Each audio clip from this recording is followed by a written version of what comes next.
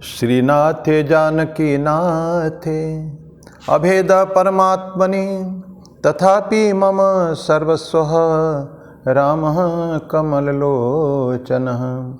ओम श्री रामचंद्राय नमः। नान्यास्पृहा रघुपते हृदये स्मदीये सत्यं वदामि च भवान् अखिलान्तरात्मा। भक्तिं प्रयच्छ रघुपुंगव निर्भरा मे कामादिदोषरहितं कुरु मानसं च। ओम श्री सीता लक्ष्मण भरत शत्रुघ्न हनुमत समेत श्री रामचंद्र परब्रह्मणे नमः।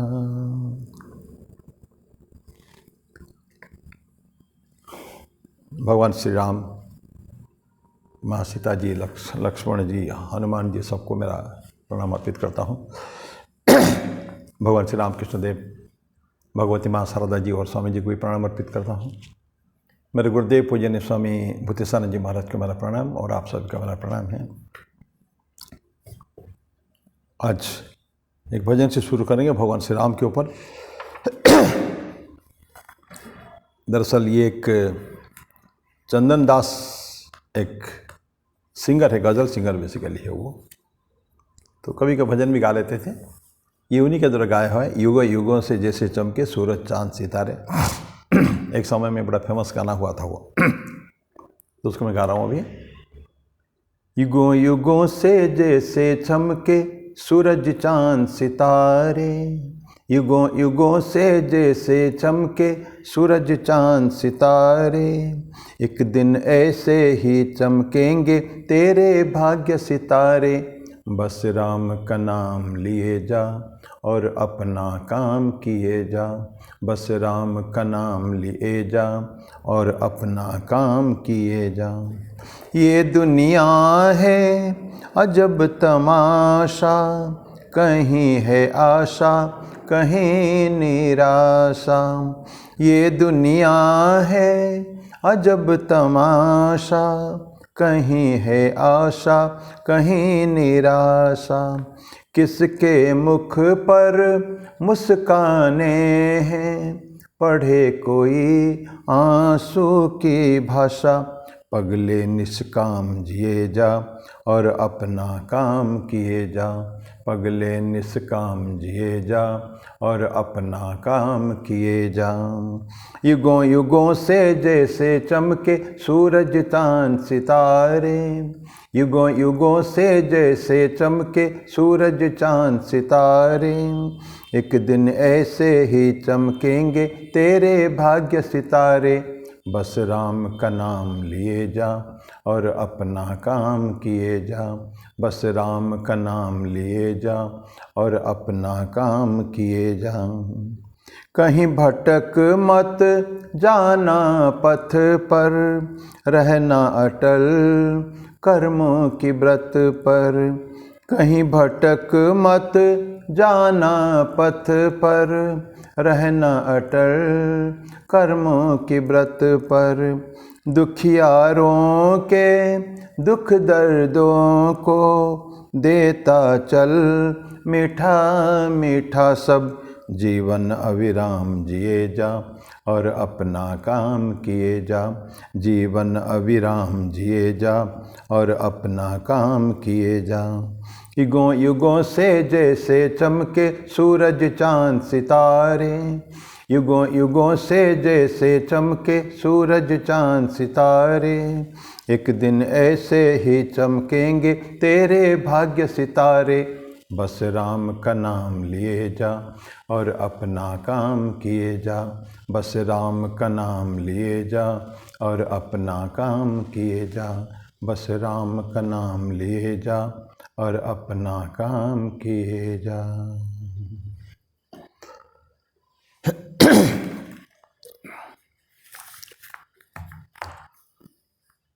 लास्ट टाइम हम लोगों ने 17वां श्लोक शुरू किया था। 17वां अध्याय श्रद्धात्रय विभाग योग। 17वां श्लोक हम पढ़ना शुरू किए थे, वहीं से समाप्त किए थे। अभी उसी को फिर आगे चलेंगे हम।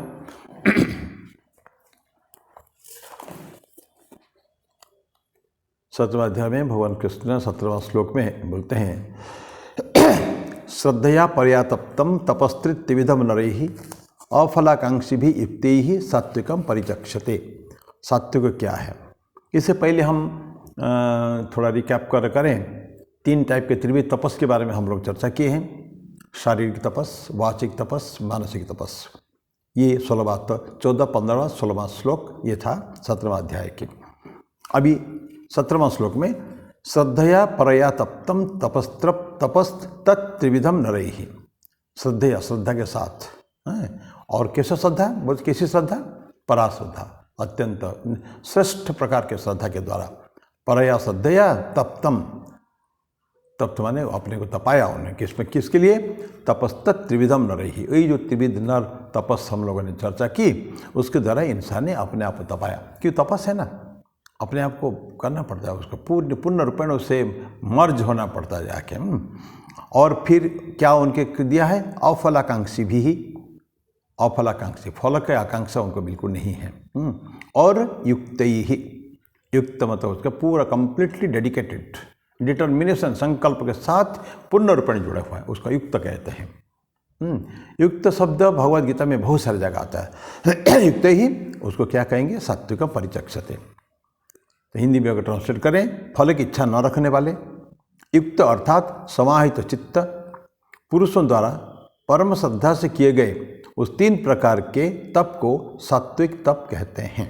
ये हमने 17वां श्लोक है ये।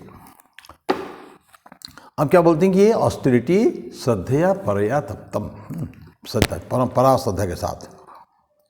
लेकिन बोलते हैं कि अफलाकांक्षी भी से शुरू करते हैं हम। अगर फल की आकांक्षा रखें, सब समाप्त हो जाता है, कोई कर्म का कोई महत्व नहीं रह जाती है। प्रत्येक बार जब भी हम कर्मयोग पढ़ें, तृतीय अध्याय में पढ़े, कोई चतुर्थ अध्याय में पढ़े, और भी अन्यत्र पढ़े हैं, सब जगह बोलते हैं कि निष्काम होना चाहिए, अनासक्त होना चाहिए, आसक्ति रहित। मैंने कर्म किया, ये भावना कभी मन में नहीं आना चाहिए कि ये कर्म मैंने किया है, ये किया गया, मेरे द्वारा मेरे को निमित्त बनाकर ये कर्म किया गया, ये भावना मन में हमेशा रहना चाहिए।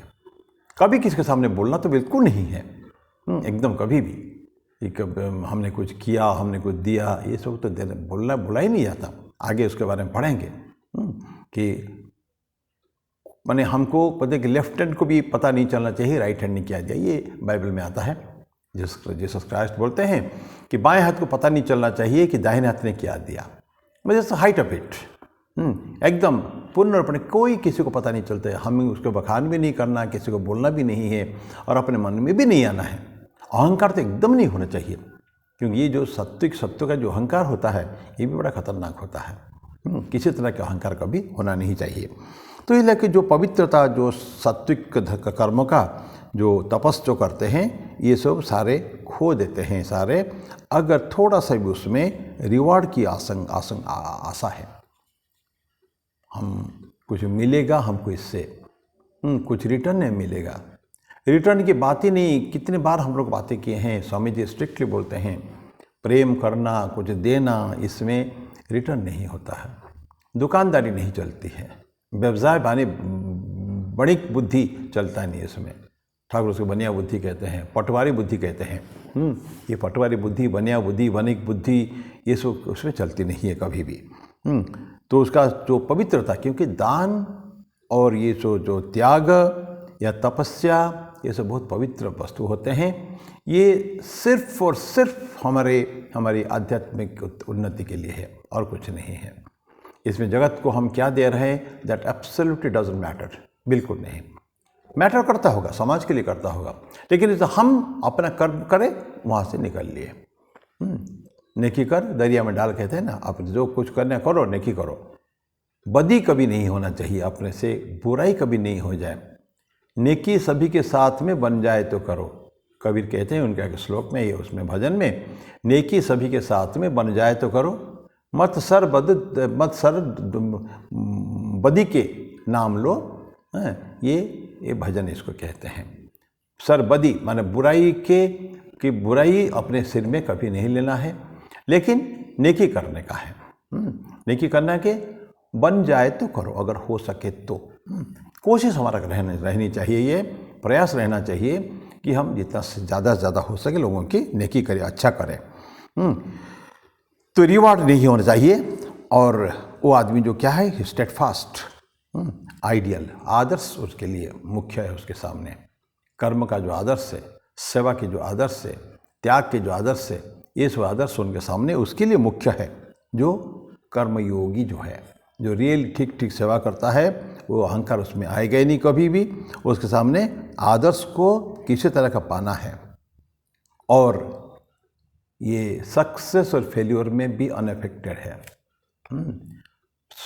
हम कम कर्म कर रहे हैं, कोई आवश्यक नहीं कि हमेशा हमको सफलता प्राप्त हो, असफलता भी हाथ लग सकती है, हो सकता है।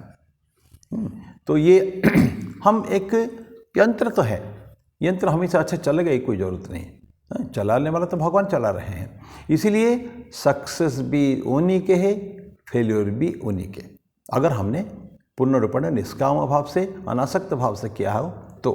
क्योंकि हमने, ईश्वर हमारा करता है ना, मैं करता नहीं हूँ। मैं जो करता नहीं हूँ तो भुगता भी नहीं हूँ। तो ये कर्तापन भुगतापन को छोड़ना, और हमको ये सक्सेस और फेल्योर में, सफलता और असफलता में हमको रहना नहीं कभी उसके चक्कर में। कभी मिला है कि नहीं, सफलता मिल गई तो सुख आनंद हो गया, और असफलता मिल गई, माने सफलता नहीं मिली, हाथ नहीं लगा, फेलियर हो गई, तो फिर हम क्या करेंगे, दुखी हो जाते हैं, नहीं हुआ।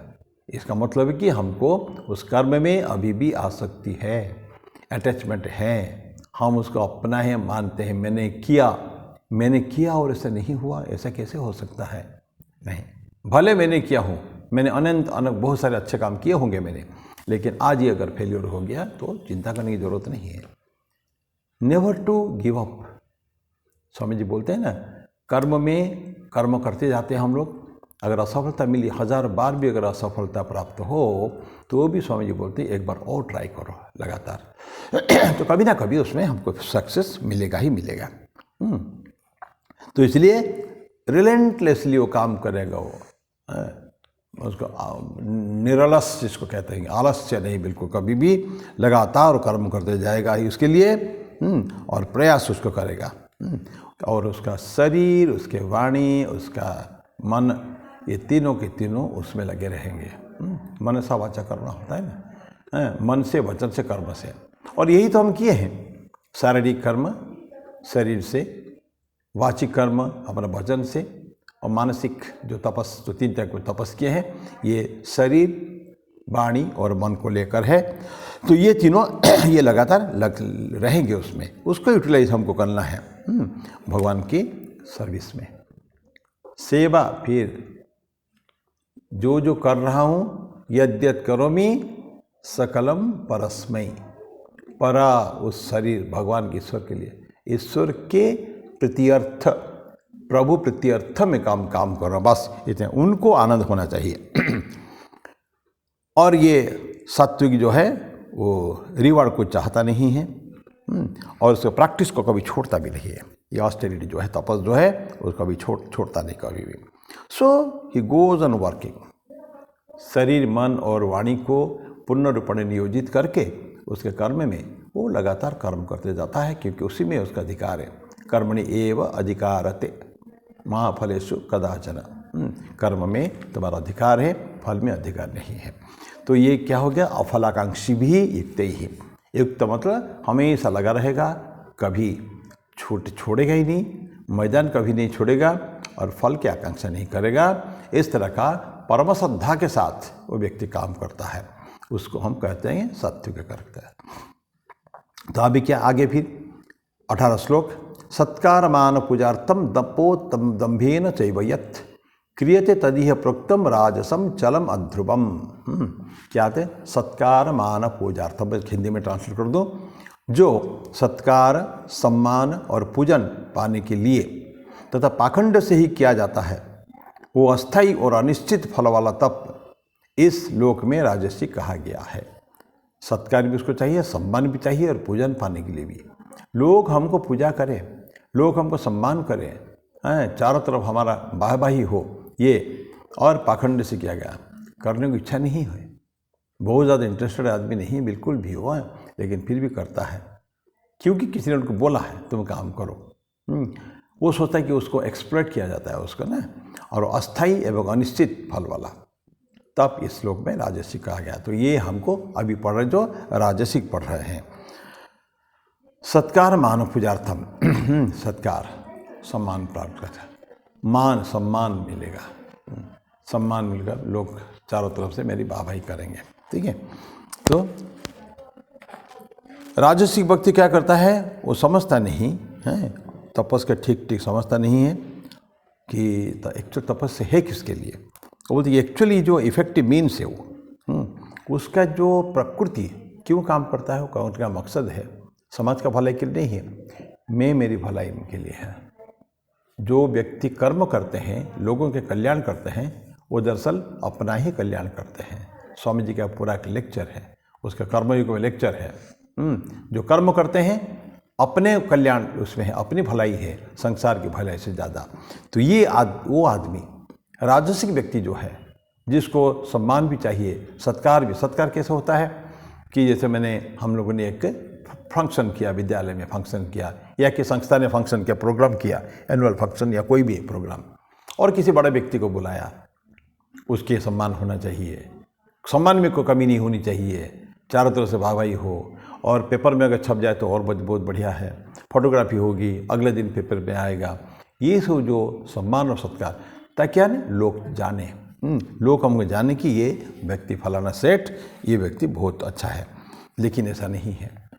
ये बोलते हैं कि ये अपना ये जो कर्म जो है, कर्म योग, ये केवल तपस जो है, तो ये अपने जो बेस नेचर, हमारी प्रकृति बहुत हायर नेचर में ज़्यादातर लोगों की नहीं है, वो थोड़ा सा निचली प्रकृति है लोगों का, उसको धीरे धीरे उठाना है। ये तो हमारा मकसद है। आध्यात्मिक प्रगति क्या होता है, हम धीरे धीरे अपने आप से प्रश्न करें, क्या मैं एम आई ग्रोइंग स्पिरिचुअली। रंगनाथानंद जी महाराज जो प्रेसिडेंट थे, 13 प्रेसिडेंट ऑफ द ऑर्डर, वो ऐसे ही उनका एक प्रश्न है, are we am I going spiritually growing. क्या तुम लोगों से प्यार कर सकते हो, और प्यार के कारण कि तुम्हारा जो प्यार पर है, जो उनके प्रति स्नेह है, प्रेम है, या उनके प्रति जो कंपैशन, करुणा का भाव है, उसको क्या तो सेवा में परिवर्तित कर सकते हो।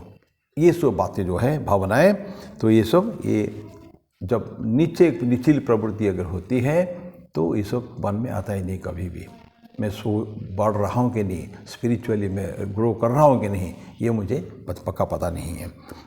तो ये जो बेस मीन नेचर जो है, मानसिकता है, नीची मानसिकता है, उसको बढ़ा के हमको वो उदात्त बनाना है, ताकि कमियां हमारे कुछ न रह जाए, मानसिक रूप से कम से कोई कमियां नहीं रह जाए।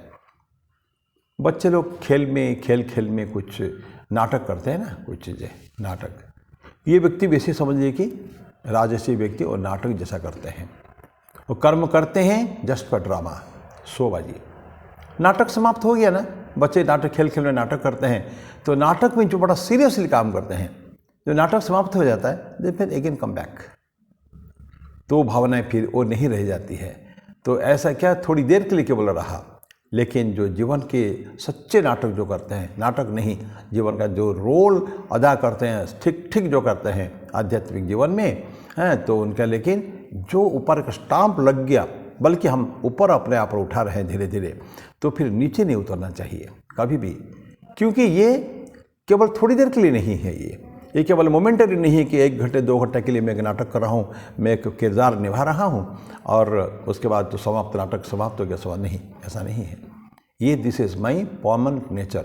मैं आपको मेरी निचली प्रवृत्ति को ऊपर उठाकर ले जाऊँगा, तो ये मेरा ये परमानेंट नेचर का होगा, वो ये थोड़ी देर के लिए नहीं होगा। ये भावना गमन में आता है तो फिर इंसान जो है हमेशा अच्छा कर्म करने को चाहता है।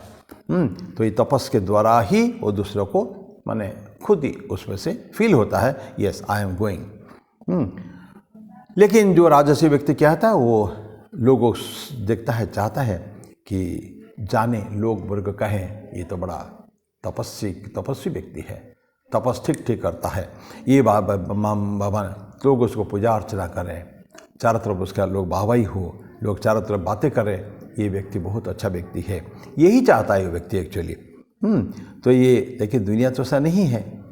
दुनिया क्या करती है, एक होली पर्सन जो होता है, पवित्र व्यक्ति जो होता है, संत, रियल संत जो होता है, जो समाज के कल्याण करने वाला है, संत का डेफिनेशन बहुत दिए गए हैं। ऐसे व्यक्ति एक राजसिक व्यक्ति नहीं हो सकता है। संत में दिया जाता है कि शांत महांत निवसंत संत वसंतवत लोक हितम चरंत। ठीक है, संत कैसा होना चाहिए? बोलते शांत महांत, महान होते हैं, वेरी काम एंड क्वाइट, निवसंत संत वसंतवत लोक हितम चरंत।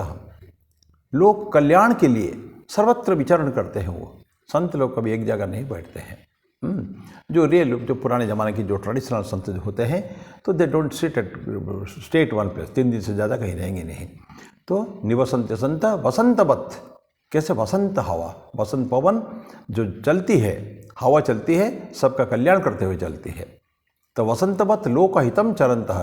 और तिरना स्वयं भीम भवार्णवम, तिरना पार करके, तैर करके भव सागर को पार कर लिया हो, अपने खुद निकल लिया। इतना कैपेसिटी संतों में है, अपने में इतना ट्रमेंडस पावर है कि वो सारे भव सागर के पार करके अकेले जा सकते हैं। कर तो लिया, लेकिन करके ही इज नॉट सेटिस्फाइड। तिन्ना स्वयं भीम भवार्णवम जनान अन्यान अहेतुना तारयंतः। बोलते हैं कि नहीं, मैं तो पार हो गया, मेरे भाइयों का क्या होगा? पीछे हजारों व्यक्ति मेरे पीछे हैं जो अभी भी उस पार के सागर के पार आना चाहते हैं, भव सागर क्रॉस करना चाहते हैं। या छोटा सा नदी ले लेना, भव सागर छोड़िए, हम जब नदी के पास खड़े हैं, कोई अच्छे व्यक्ति, संत व्यक्ति नहीं चाहेगा कि केवल मैं ही पार कर जाऊं और मेरे बाकी लोग पीछे रह जाए, वो कभी नहीं चाहेगा। बिकॉज उसके लिए सारे वो लोग भी अपने भाई है, अपनी बहन है।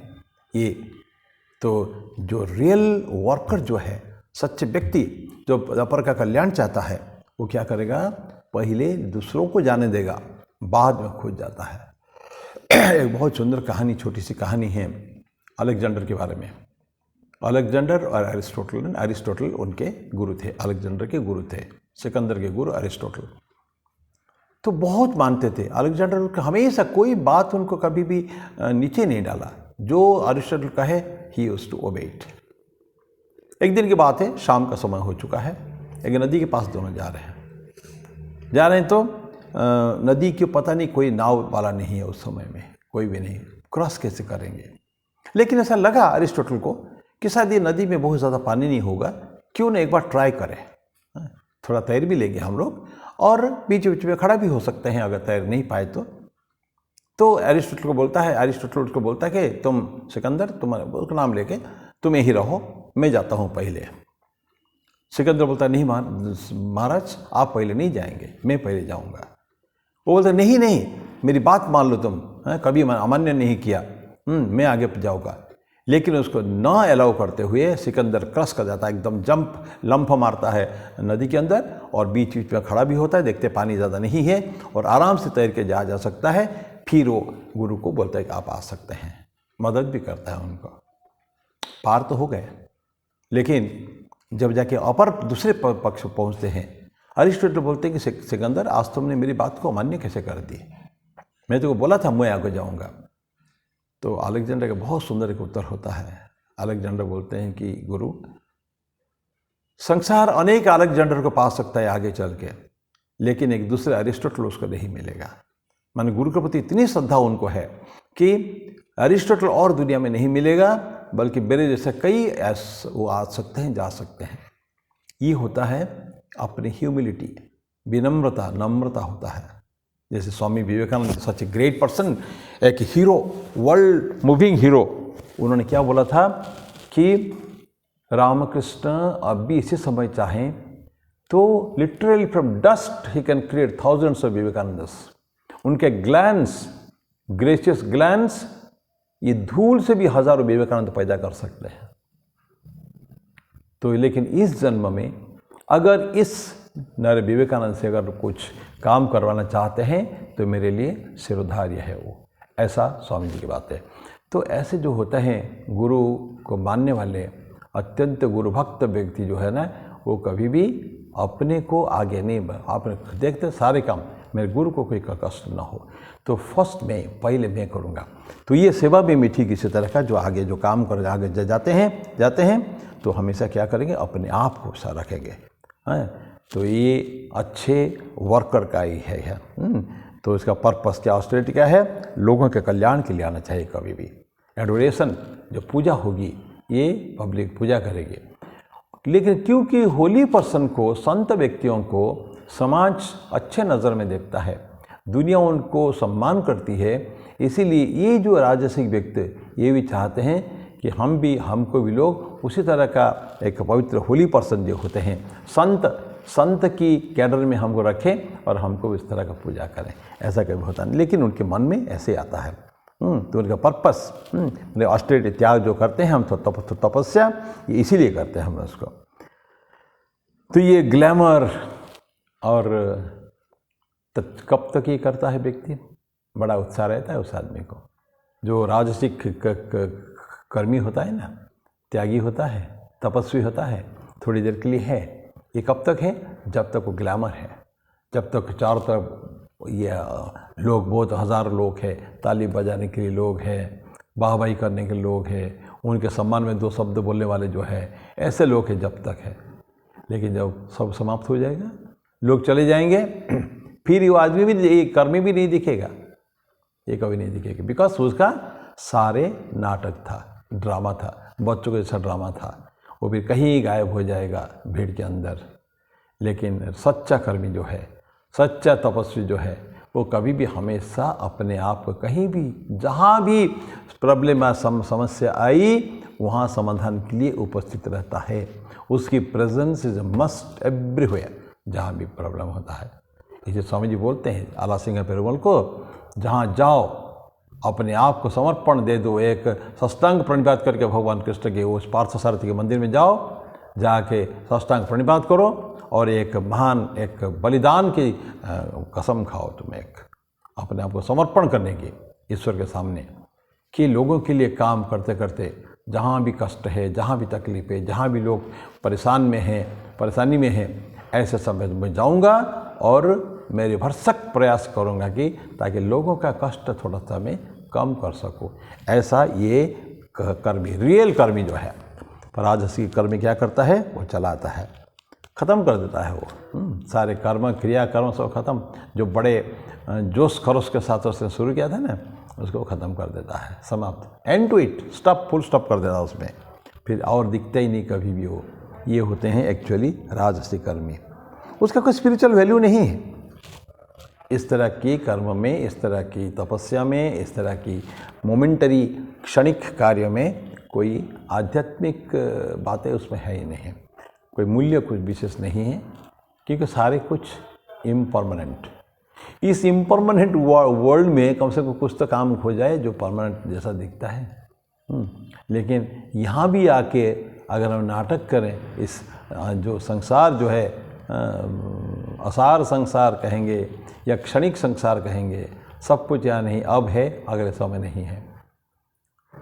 स्वामी जी ने लिखा था ना मैसूर के महाराज को, बड़ा फेमस सेंटेंस आप सब जानते हैं, ये जीवन क्षणभंगुर है, यहाँ की मान ऐश्वर्य मर्यादा जो कुछ है, धन संपत्ति सब कुछ क्षण अब है, नहीं है। पर वही लोग एक्चुअली जीते हैं, दे alone live only for others. क्या व्हाट ए ट्रेमेंडस स्वामी जी लिखे हैं मैसूर महाराजा को, वही केवल जीवित है जो दूसरों के लिए जीवित है, बाकी सब जीवित कम मृतप्राय है।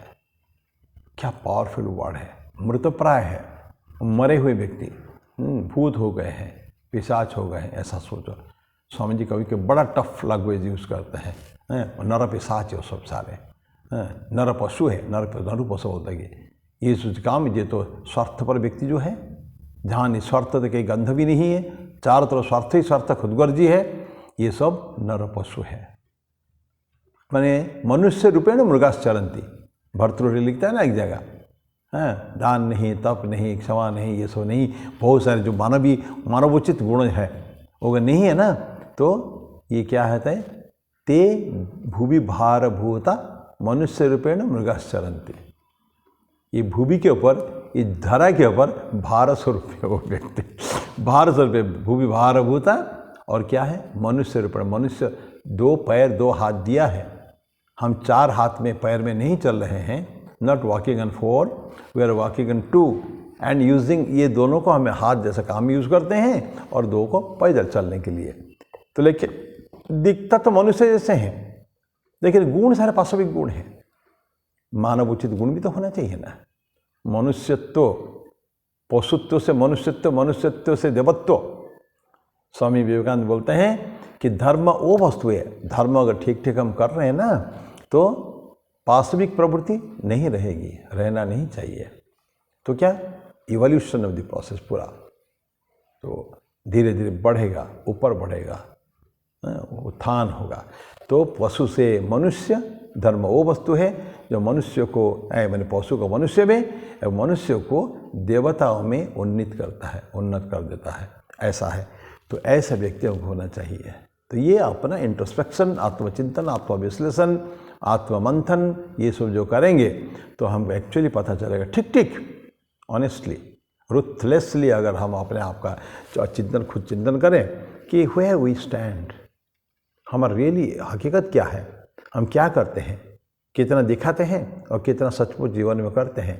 ये भावना अगर मन में आ गई ना तो फिर धीरे धीरे अगर ठीक ठीक समझ में, देन आलोड़न सृष्टि होगी, एक होगा अंदर, नो मैं गलत कर रहा हूँ, मैं ये सो दिखावा नहीं चाहिए, कोई ना देखे ना, अंधकार में हमको करना है, जहाँ कोई भी नहीं देख रहा है वहाँ भी अगर हम काम कर पा रहे हैं, किसको दिखाने के लिए नहीं।